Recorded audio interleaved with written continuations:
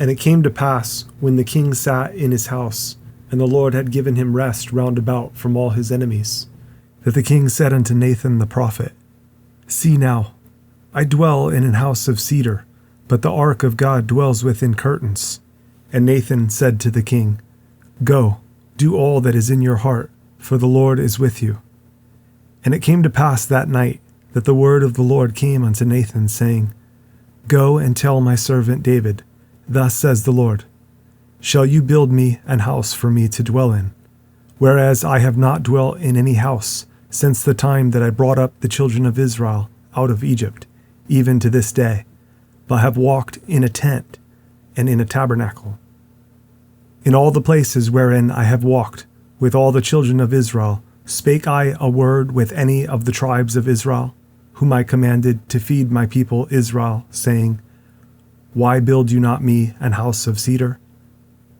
Now therefore, so shall you say unto my servant David, Thus says the Lord of hosts, I took you from the sheepcote, from following the sheep, to be ruler over my people, over Israel. And I was with you whithersoever you went, and have cut off all your enemies out of your sight, and have made you a great name, like unto the name of the great men that are in the earth. Moreover, I will appoint a place for my people Israel, and will plant them, that they may dwell in a place of their own, and move no more. Neither shall the children of wickedness afflict them any more, as beforetime. And as since the time that I commanded judges to be over my people Israel, and have caused you to rest from all your enemies, also the Lord tells you that he will make you an house. And when your days be fulfilled, and you shall sleep with your fathers, I will set up your seed after you, which shall proceed out of your bowels, and I will establish his kingdom. He shall build an house for my name, and I will establish the throne of his kingdom forever. I will be his father, and he shall be my son. If he commit iniquity, I will chasten him with the rod of men, and with the stripes of the children of men. But my mercy shall not depart away from him, as I took it from Saul, whom I put away before you. And your house and your kingdom shall be established forever before you. Your throne shall be established forever. According to all these words, and according to all this vision, so did Nathan speak unto David. Then went King David in, and sat before the Lord, and he said, Who am I, O Lord God, and what is my house, that you have brought me hitherto? And this was yet a small thing in your sight, O Lord God. But you have spoken also of your servant's house for a great while to come. And is this the manner of man, O Lord God?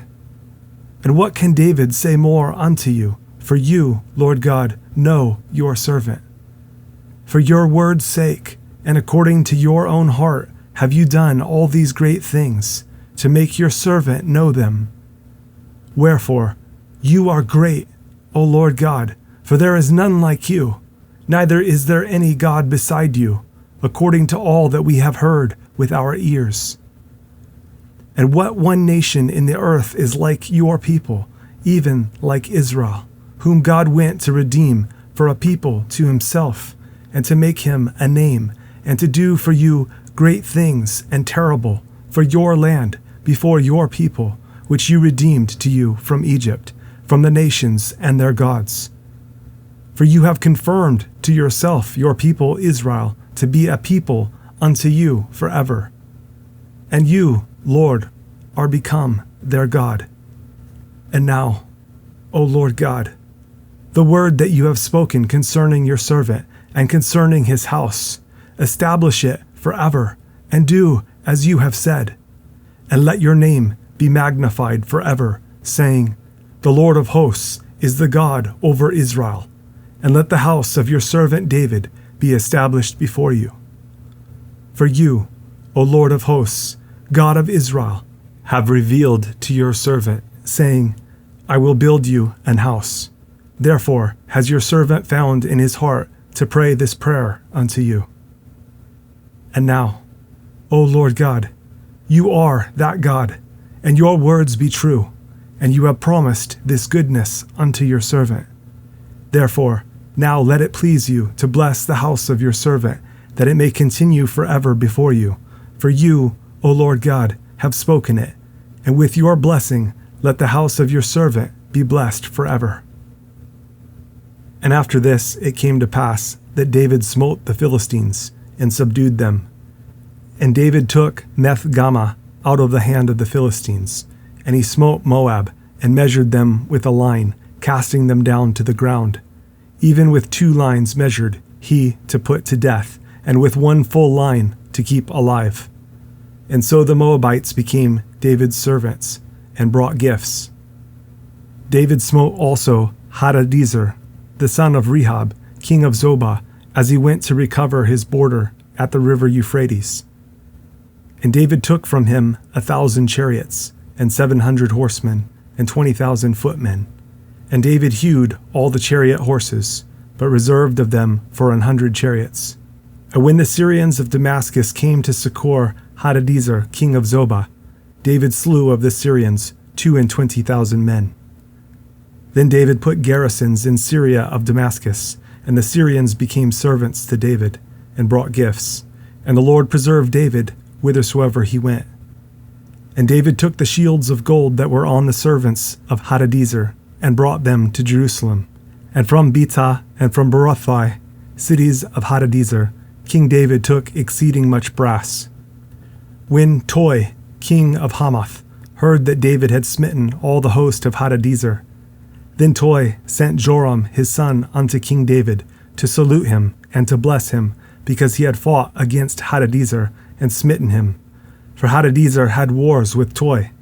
And Joram brought with him vessels of silver, and vessels of gold, and vessels of brass, which also King David did dedicate unto the Lord, with the silver and gold that he had dedicated of all nations which he subdued, of Syria and of Moab, and of the children of Ammon, and of the Philistines, and of Amalek, and of the spoil of Hadadezer, son of Rehob, king of Zobah. And David gat him a name when he returned from smiting of the Syrians in the valley of Salt, being 18,000 men. And he put garrisons in Edom.